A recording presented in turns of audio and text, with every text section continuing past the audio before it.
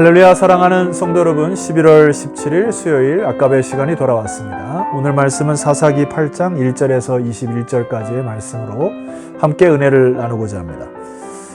이 사사기 말씀을 묵상하다 보면 우리 인간의 군상과 민낯을 적나라하게 보여주는 말씀이라 생각이 듭니다. 우리가 이 말씀 묵상할 때 우리는 이 역사를 통하여 교훈을 받으셔야 하고요. 그리고 올바른 뉘우침과 돌이킴의 역사가 우리 안에 있어지기를 소망합니다. 그것이면 된 것 같습니다. 자, 오늘 이 말씀을 통해서도 기드온과 그 에브라임 지파와의 갈등으로 시작이 되는데요. 1절 말씀을 읽어드리겠습니다. 에브라임 사람들이 기드온에게 이르되 네가 미디안과 싸우러 갈 때에 우리를 부르지 아니하였으니 우리를 이같이 대접함이 어찌 됨이냐 하고 그와 크게 다투는지라. 자, 지금 기드온에게 문제를 제기를 하고 미디안과 싸우러 갈 때 왜 우리를 부르지 아니했느냐, 어찌 우리를 이같이 대접하냐 하고 크게 다투었다, 이렇게 표현하고 있습니다. 이 에브라임 지파의 습성은 자꾸 꼬투리를 잡는 이 나쁜 습성을 갖고 있고요. 그 다음에 뒤에서 자꾸 다른 사람을 끄잡아 내리는 습성을 가지고 있는 죄된 본성의 지파인 듯합니다. 여러분, 사실 이 싸움을 보면은 하나님이 미디안 군대와 싸울 때 300명의 용사를 하나님 뽑으시고 그들을 통하여 역사를 하셨음에도 불구하고 이 에브라임 지파가 이 뒤처진 듯한 느낌을 가져서 이 기드온에게 이러한 불평을 하게 되는데, 이것을 가만히 보면은 지파 간의 이 자존심 싸움으로 생각하는 듯합니다. 왜냐하면은 에브라임 지파도 여호수아 같은 위대한 장군을 배출했다는 자부심이 있는데, 여기 기드온의 출신 지파가 어딘지 아세요? 사사기 6장 15절 말씀 보십시다. 나의 집은, 이 기드온이 말하는 거죠. 므낫세 중에 극히 약하고 나는 내 아버지 집에서 가장 작은 자니이다 하니. 자, 므낫세 지파 중에서도 아주 볼품없는 한 사람이 이 미디안 군대에서 승기를 잡고, 또 므낫세가 주도적 역할을 하고 모든 공이 기드온에게 넘어가는 것을 배합하는 장면입니다. 바로 이 지파들 간의 시기심과 자존심과 같은 것들이 하나님의 나라를 막아내는, 거부하는 이런 것들을 보게 됩니다. 자, 여기서 하나 짚고 넘어가야 될 것이 있어요. 이 에브라임 지파와 관련된 것인데요. 여호수아가 가나안 땅 분배를 할 때 에브라임 지파가 거기서 또 불평을 하죠. 우리 지파는 크고 강한 민족인데, 강한 족속인데 왜 우리들에게 이렇게 작은 영토를 주냐고 또 불평을 합니다. 참, 이 에브라임 지파의 습성은 자기들이 가졌던 기득권만을 자꾸 내세우고요, 함께 지어야 할 책임 연대나 하나님의 나라를 위한 겸손한 자세로 그 땅을 밟아가는 믿음의 행군에 대해서 거부하는 장면이 비춰졌습니다. 여호수아가 그래서 그들에게 뭐라고 얘기합니까? 너희는 스스로 개척하라, 이렇게 명령을 하지 않습니까?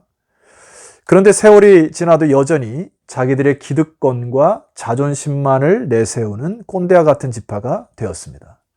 자, 바로 그러한 그들에게 기드온이 이렇게 이야기를 합니다. 2절입니다. 기드온이 그들에게 이르되 내가 이제 행한 일이 너희가 한 것에 비교되겠느냐? 에브라임의 끝물 포도가 아비에셀의 만물 포도보다 낫지 아니하냐? 하나님이 미디안의 방백 오렙과 스앱을 너희 손에 넘겨주셨으니 내가 한 일이 어찌 능히 너희가 한 것에 비교되겠느냐 하니라. 기드온이 이 말을 하매 그때에 그들의 노여움이 풀리니라. 자, 우리가 얼핏 보면은 참 이 기드온이 말을 잘했죠. 그래서 그 순간 에브라임 지파의 이 노여움이 풀릴 정도로 굉장히 말을 참 유순하게 잘 했습니다. 그런데 제가 말씀을 묵상하면 할수록 이것이 하나님을 믿는 믿음에 의한 이야기인가, 말인가, 아니면 이 상황을 넘어가기 위한 처세술인가, 이 무엇이었는가를 쭉 살펴보면 제가 뒷내용을 보고 결론을 말씀을 한번 들어보도록 하겠습니다. 자, 이 일 이후에 기드온의 인생에 있어서 어둠이 짙게 내려지는 시기가 됩니다. 이게 참 안타까운 건데요. 4절 말씀을 보세요. 기돈과 그와 함께 앉아 300명이 요단강에 이르러 건너고 비록 피곤하나 추격하며 그가 숫곳 사람들에게 이르되, 자, 숫곳이라는 곳에 일어나서 같은 동족 안에 머물게 됩니다. 그래서 이제 요청을 하죠. 나를 따르는 백성이 피곤하니 청하건대 그들에게 떡덩이를 주라, 음식을 주라는 얘기죠. 나는 미디안의 왕들인 세바와 살문나의 뒤를 추격하고 있노라 하니. 6절 숫곳의 방백들이 이르되 세마와 살문나의 손이 지금 내 손 안에 있다는 거냐? 어찌 우리가 내 군대에게 떡을 주겠느냐? 하는지라. 자, 지금 이 사건은 또 기드온의 자존심을 건드리는 사건이죠. 미디안의 왕을 추격하다가 피곤하고 지친 자기들의 그 용사들에게 음식을 요청하는데 같은 동족인 숫곳과 분우엘의 사람들이 또 거절을 하게 됩니다. 자, 숫곳과 분우엘의 입장에서는 이들의 계산을 머릿속에 굴려본 것이죠. 기드온이 아무리 뛰어날지라도 저런 작은 군대가 어떻게 미디안을 이길 수 있을까라고 하는 의심 어린 눈총으로 만약에 기드온을 도와주었을 때 그들이 실패할 경우 미디안들이 다시 일어나 그들에게 보복할 것이 두려웠던 것이죠. 그래서 이것을 거절을 하게 됩니다. 숫곳이나 분이엘 사람들도 동일한 양상을 보이죠. 자, 1차적으로는 여기 숫곳과 분이엘의 사람들이 하나님의 역사를 모른 척하고 그냥 그것을 거부한 것이 실수인 것은 사실입니다만은, 그러나 여기서 기드온의 입장을 보시게 되면은 13절 말씀 보십시다. 요아스의 아들 기드온이 헤레스 비탈 전장에서 돌아오다가, 자, 14절부터 주목하셔야 됩니다. 숫곳 사람 중 한 소년을 잡아 그를 신문하매 그가 숫곳의 방백들과 장로들 77명을 그에게 적어준지라. 15절 기드온이 숫곳 사람들에게 이르러 말하되 너희가 전에 나를 희롱하여 이르기를 세바와 살문나의 손이 지금 네 손 안에 있다는 거냐 한 그 세바와 살문나를 보라 하고. 자, 여기서 지금 기드온이 굉장히 분노가 꽉 차 있고 이 숫곳과 분우엘의 이 사람들을 용서하지 못한 것이 꽉 차 있습니다. 자, 그의 언어를 보면 알 수가 있는데 너희가 전에 나를 희롱해? 라고 하는 것이죠.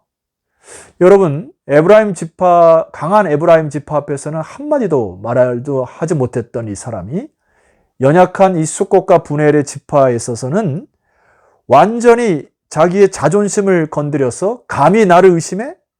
돌아올 때 내 힘을 보여주겠다 하고 칼을 갈고 돌아와서 나를 얕본 자는 반드시 보복하리라 하며 강한 자에게는 약하고 약한 자에게 강한 면모를 보여주게 됩니다. 여러분, 그래서 앞에 말씀드렸던 이 에브라임 지파에게 말했던 그 말은 처세술 같습니다. 하나님 앞에서 말을 내뱉은 것이 아니라 상황을 모면하기 위하여 그냥 유순한 말을 던진 정도에 불과한 것 같아요. 자, 여기 숫곳과 분우엘 족속에게 했던 일을 보게 되면은 여러분, 사실 지금까지의 모든 역사는 겁쟁이요 의심 많고 쫄보였던 이 기드온을 하나님이 큰 용사로 만들어 주신 결과입니다. 미디안의 군대를 물리칠 때에도 300명의 용사를 하나님이 지혜를 주셔서 그들을 통하여 하나님이 이루신 역사예요. 그런데 지금 기드온의 마음이 변질되었습니다. 자신이 리더자요, 자신이 칭찬을 받아야 되고 자신이 영광을 받아야 된다고 착각하는 것 같습니다. 모든 것이 자기의 업적으로 생각이 바뀌어지고 있어요. 그래서 이 기드온의 교만함이 이제 무자비하게 그 숫곳과 분우엘의 사람들을 피해 보복으로 물들이는 무자비한 사람으로 변합니다. 16절 말씀 보세요. 그 성읍의 장로들을 붙잡아 들가시와 찔레로 숫곳 사람들을 징벌하고 17절 분우엘 망대를 헐며 그 성읍 사람들을 죽이니라. 무자비한 사람으로 변합니다. 그리고 용서하는 마음이 없어집니다. 이 일을 하나님 앞에 아뢰지도 않아요. 자, 그 다음 말씀을 보면은 더 정확하게 기드온이 그늘진 타락된 모습을 볼 수가 있습니다. 미디안의 적장을 죽이는 일도 가만히 말씀을 뜯어보면은, 자, 18절 이하를 읽어드리겠습니다. 이에 그가 세바와 살문나에게 말하되 너희가 다볼에서 죽인 자들은 어떠한 사람이더냐. 전쟁 중에서 이 세바와 살문나가 다볼에서 죽인 사건을 기억하고 있습니다. 대답하되 그들이 너와 같아서 하나같이 왕자들의 모습과 같더라 하니라. 자, 이 말씀은 이미 기드온의 세력에 있었던 자들이 왕자와 같이 모든 세력을 했었던 그의 형제를 죽인 사건을 이야기를 해요. 자, 19절 말씀 보세요. 기드온이 말합니다. 그가 이르되 그들은 내 형제들이며 내 어머니의 아들들이니라. 여호와께서 살아계심을 두고 맹세하노니 너희가 만일 그들을 살렸더라면 나도 너희를 죽이지 아니하였으리라 하고, 자기의 형제를 죽인 가문의 수치로 인하여 개인의 사사로운 복수심이 불타올라 끝까지 추격하여 적장을 죽입니다. 여기에서도 하나님께 기도한다거나 하나님께 묻는다고 하는 장면이었고, 하나님이 이 전쟁을 통하여 영광을 받으실 것에 대한 전혀 관심이 없이 개인의 영광과 업적을 세우기 위한 피해 보복 전쟁으로 마치게 됩니다. 여러분, 참 안타깝고 무서운 일이죠. 우리가 주님의 일을 할 때에도 사사로운 감정이나 그리고 자존심, 기득권, 시기심 같은 것을 굉장히 조심하셔야 됩니다. 이런 것이 틈이 타게 되면 어느 순간 사단이 그것을 차고 들어와 그 틈을 틀어서 여러분 앞에 또아리를 틀어 교만의 영이 머물게 되는, 그래서 이렇게 피해 보복까지 가게 되는 엄청난 일이 벌어진다는 사실을 기억하셔야 합니다. 여러분, 마지막으로 더 중요한 것은 내가 말을 하고 행동하는 것이 내 만족과 내 업적이나 내 생각을 이뤄가는 그 차원이 아니라 하나님 앞에서 하나님의 뜻을 이뤄가는가, 이 말을 하거나 이 행동을 할 때 하나님이 기뻐하시는가, 과연 나의 중심은 하나님과 소통되어 있는가. 여러분, 이것이 너무나 중요한 것이에요. 여러분, 처음에 제가 말씀드렸듯이 우리는 이 기드온의 역사를 통하여 다시 교훈을 받고요, 우리 안에 있는 많은 죄의 뿌리들을 성령의 힘으로 다 뿌리 뽑아냈으면 좋겠고, 다시금 주 앞에 온전한 뉘우침과 회개함으로 살아가는 저와 여러분 되기를 주 이름으로 축원합니다. 기도 드리시겠습니다. 하나님, 참 안타까운 그 기드온의 역사의 현장을 저희들에게 말씀하셨습니다. 오늘 우리가 이 말씀을 우리의 삶에 받게 하시고 적용하게 하옵소서. 우리의 교만함과 우리의 처세술과 때론 우리의 잔혹함, 말과 행동을 회개하기를 원하오니 하나님 돌이킴의 영을 허락하시고 다시금 수많은 갈등과 다툼들이 잠재워지는 축복의 시간들이 되게 하옵소서. 예수 그리스도 이름으로 기도드렸사옵나이다. 아멘.